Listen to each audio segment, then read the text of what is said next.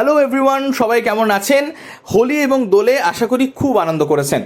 আমরা গল্প 101 স্টোরি বক্সও কিন্তু এই দোল এবং হোলির সেলিব্রেশন উপলক্ষে একটা দুর্দান্ত গল্প নিয়ে হাজির হয়ে গিয়েছি আজকের গল্পটি রাস্কিন বন্ডের লেখা।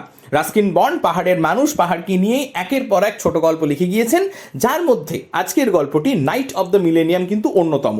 আজকের গল্পটি একটা খুব ছোট্ট গল্প, কিন্তু ভীষণ সুন্দরভাবে একটা মেসেজ আমাদেরকে দিয়ে যায়। কি সেই মেসেজ জানতে গেলে গল্পটা কিন্তু শুনতেই হবে আপনাদের। আজকের গল্পটি পাঠ করেছে শ্রেয়াশ্রী সরকার এবং শালিনী চক্রবর্তী। গল্পের এডিটিংয়ে রয়েছে অরিত্র বাসু এবং গল্পের পোস্টারে Laboni Mukherjee.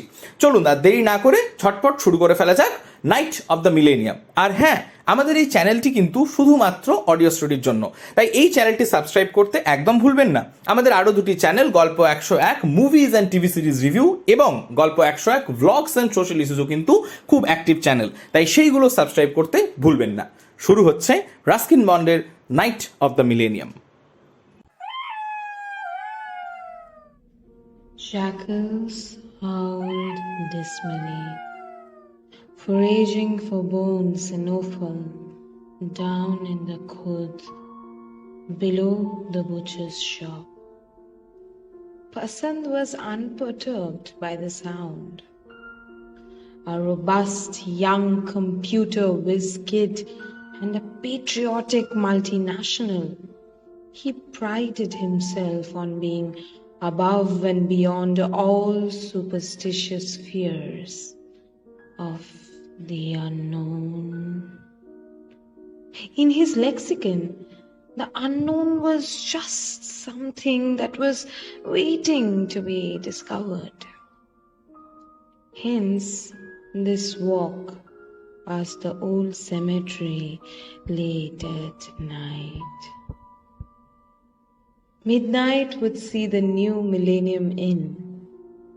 The year 2000 beckoned, full of bright prospects for well-heeled young men like Pasand.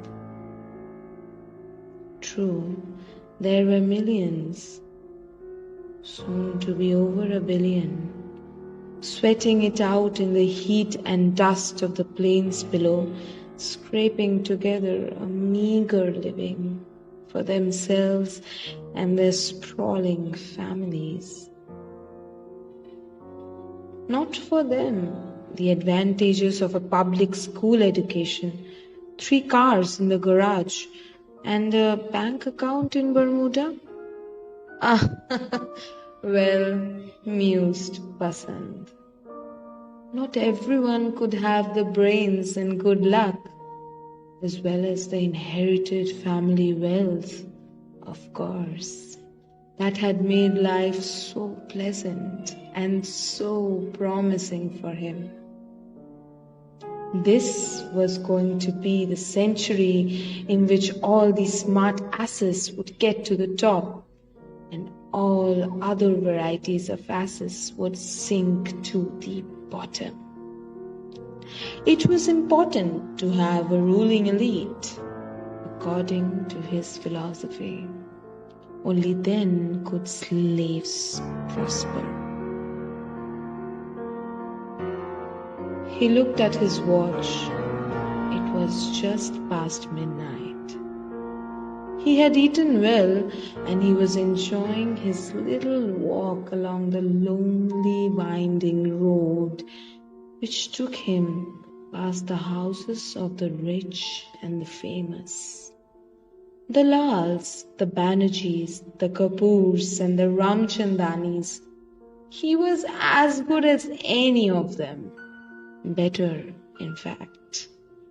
He was approaching his own personal Everest while they had reached theirs and were on the downward slope. Or so he presumed. Here was the cemetery with its broken old tombstones, some of them dating from 150 years ago, pathetic reminders of a once powerful empire, now reduced to dust and crumbling monuments.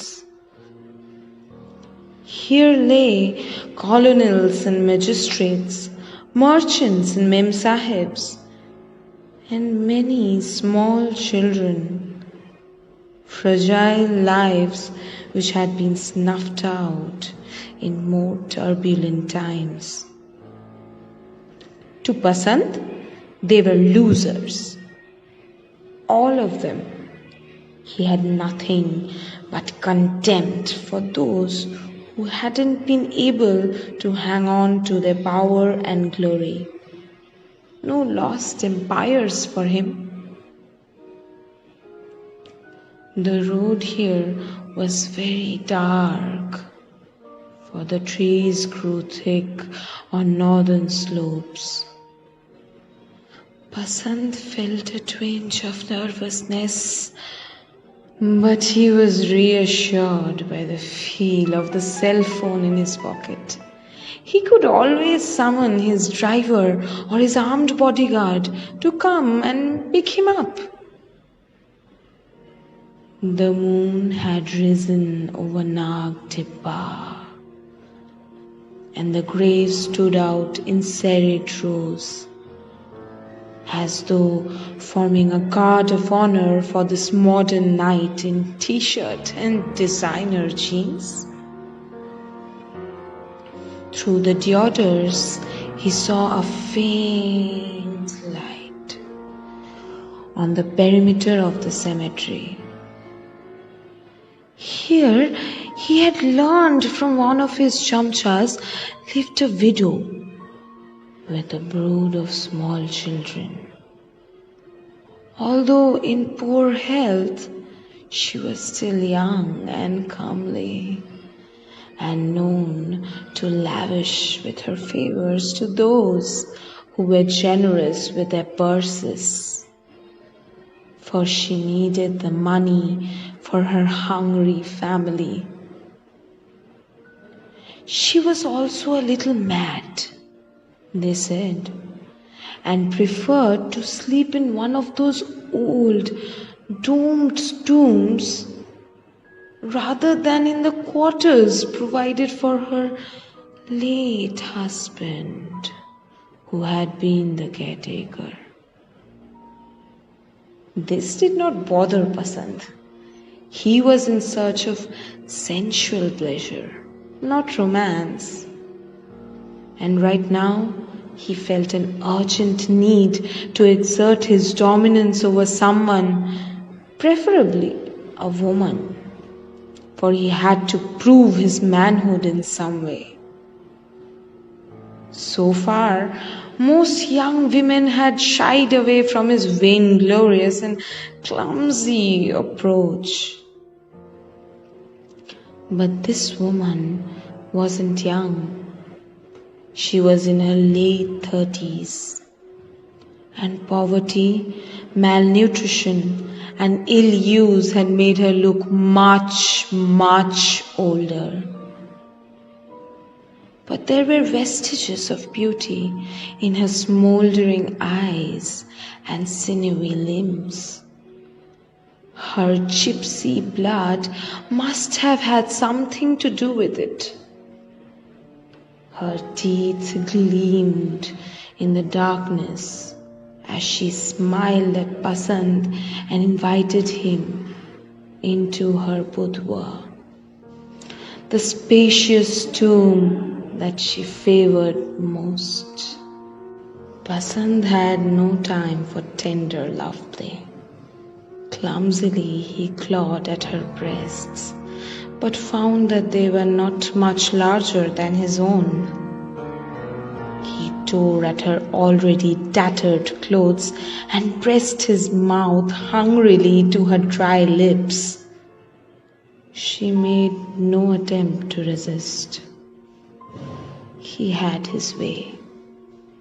Then, while he lay supine across the cold, damp slab of a grave that covered the remains of some long-dead warrior, she leaned over him and bit him on the cheek and neck. He cried out in pain and astonishment and tried to sit up, But a number of hands, small but strong, thrust him back against the tombstones. Small mouth, sharp teeth, pressed against his flesh. Muddy fingers tore at his clothes. Those young teeth bit and bit again. His screams mingled with the cries of the jackals. Patience, my children, patience.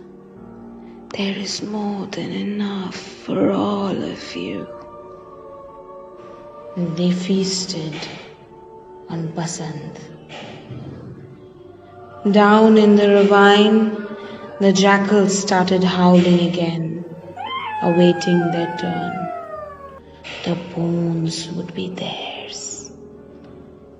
Only the cell phone, that would be rejected.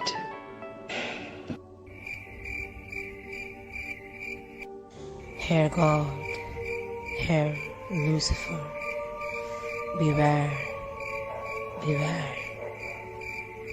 Out of the ash I rise with my red hair, and I eat men like air.